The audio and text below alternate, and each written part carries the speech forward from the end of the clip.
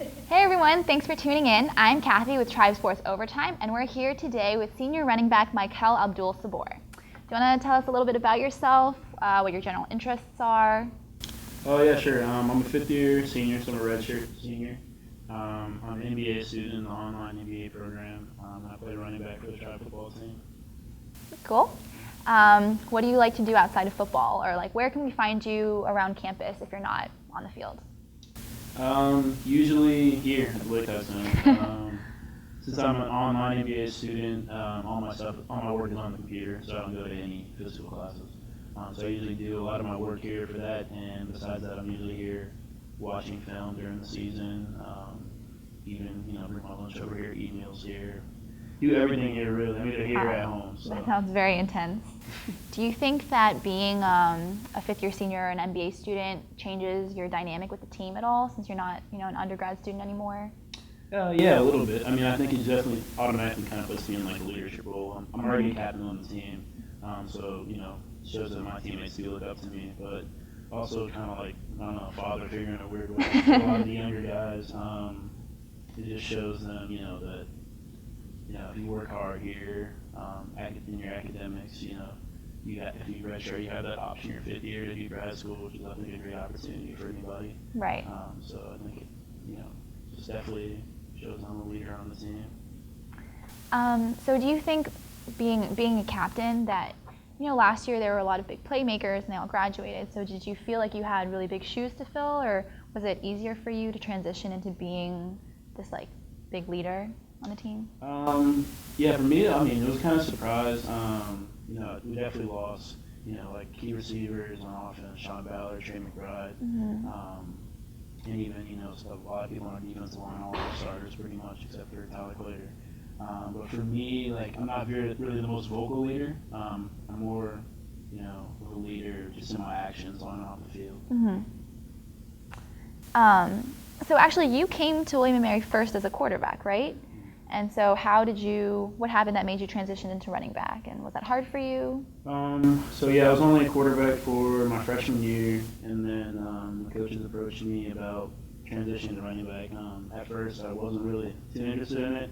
It's kind of disappointing because that was one of the main reasons I came here. But we had a running back coach, Chris Barkley, who's currently at Marshall, and he just got me to kind of embrace the role. Really brought out my potential, so I think it was the best move for me.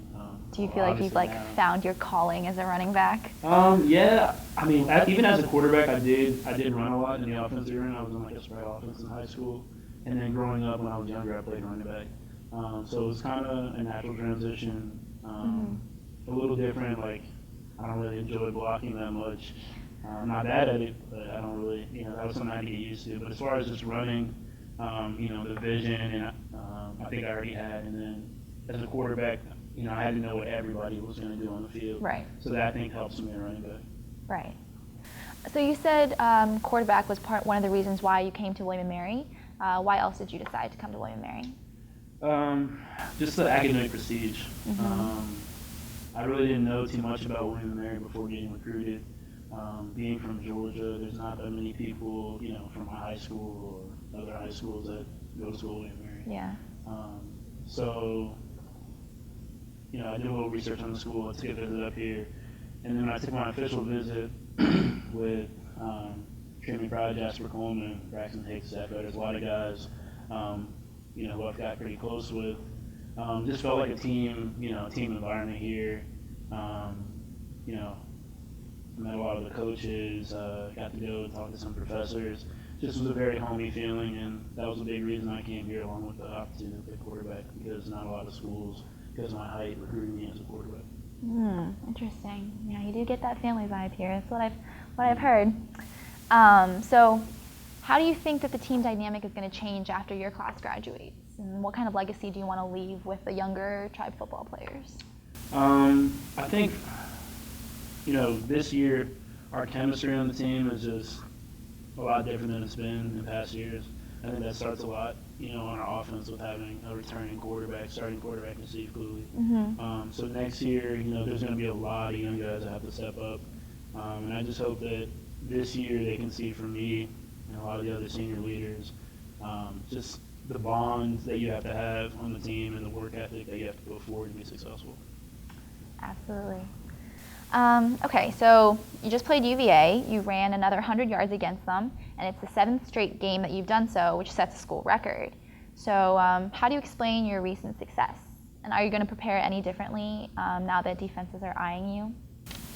To explain it, I don't know. I give a lot of credit to the offensive line and our offensive coordinator, Coach Rogers, for just putting me in good situations to be successful. I didn't really know too much about the record before my mom said something to me after the UVA game. It is pretty cool. It's a pretty cool accomplishment. I want to keep it going, but I'd much rather would have had a win against UVA. Right. So going forward, I don't think I'll really change too much in my preparation. Like I said, I already watched like a lot of film here, and I practice very hard. Something I pride myself on. So I think maybe just finding, some things I did wrong in the game. Some weaknesses that came out and just trying to improve upon those going forward. How does the team feel right now after such a narrow defeat? We were so close. Yeah. Well, one thing we did yesterday, as captains, we brought the team up after practice and just kind of cleared the air, told everybody, let's put the game behind us. We can't harp on that game for the rest of the season. Right. And it's kind of a weird feeling, everybody, on campus or like alumni, keep telling you, oh, you guys played so well, but like at the end of the day, we lost the game. So clearly we didn't play well enough, and we're hungry for the next game. We're hungry for a win. I think we're refocused now on Stony Brook, which is our next opponent. That's good, and it's our first home game, right? It's our first home game, so hopefully I hope a lot of tribe students come out and support us, because it really means a lot to us when we have fans show up to the game. Yeah, I'm feeling good about it, especially now with all the renovations with Lake Hawk and stuff. Stadium, yeah. So how do you normally get ready for game day? Do you have any specific rituals? Well, during the day, I usually try to sleep as much as I can. I've heard sleep 2 nights before the game is the most important.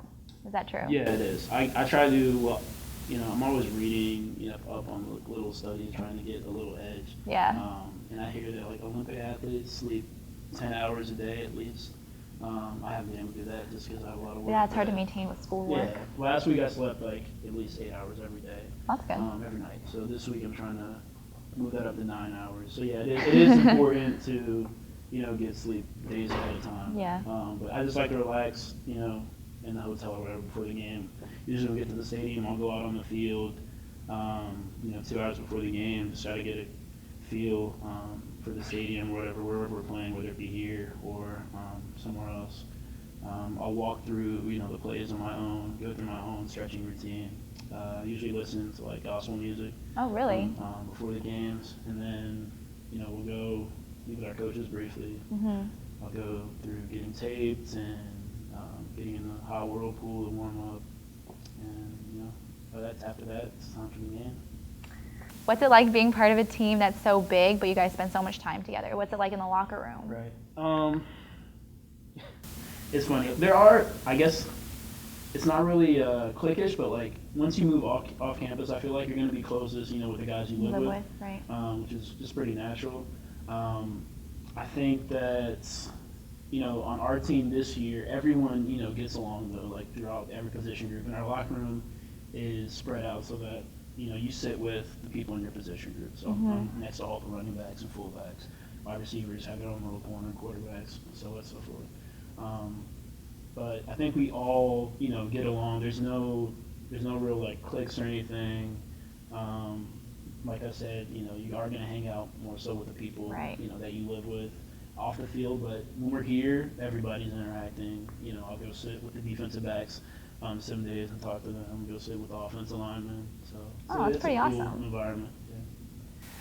Yeah. So moving forward, what kind of aspirations do you have for the future? It's always been my dream to play in the NFL. Football is big in my family. My mom's side of the family are huge football fans. My dad played in the NFL. My uncle, his brother, played collegiately. Your dad played in the NFL? Yeah, he did. He played for the Pittsburgh Steelers. No way. I had no idea. Yeah. For how long? What position did he play? He was an offensive guard. He's a lot different than me. He's huge. He's probably like 6'4", like 300 pounds. Wow, that's very big. So yeah, he played, and so it's always been my dream. He never really pushed it on me, like he's just left it open to me to do whatever I want to do in life. But Yeah. Football has become my passion, and I want to, follow my dream and see if I can make it. That's so cool. I had no idea your dad was in the league. Is he like trying to guide you into your path and like getting ready for pro day and stuff like that? Not so much right now. I mean, he's kind of already told me, about what the transition is going to be like, and some of the things I have to go through as far as like training, and finding an agent and all that stuff. But right now, he really just told me to focus on the season. That's what I'm doing. Just one day at a time, one practice at a time, a week at a time, one game at a time. Just focusing on the season right now. This is most important to me. It's right. Like winning with this team. Because you never know, like after the season, this is all I have guaranteed for the rest of my life for football. The NFL is my dream, and I hope that I can get that opportunity. But this is what's promised. This is what's guaranteed. And I'm just enjoying the time with my teammates right now, and after the season, I'll worry about the rest of us. So that's a good mentality. All right, so we've got our home opener this weekend, 7:30 against Stony Brook, and it's Parents Weekend. How do you feel? Are you excited? I'm really excited. This schedule's been a little different for us this season.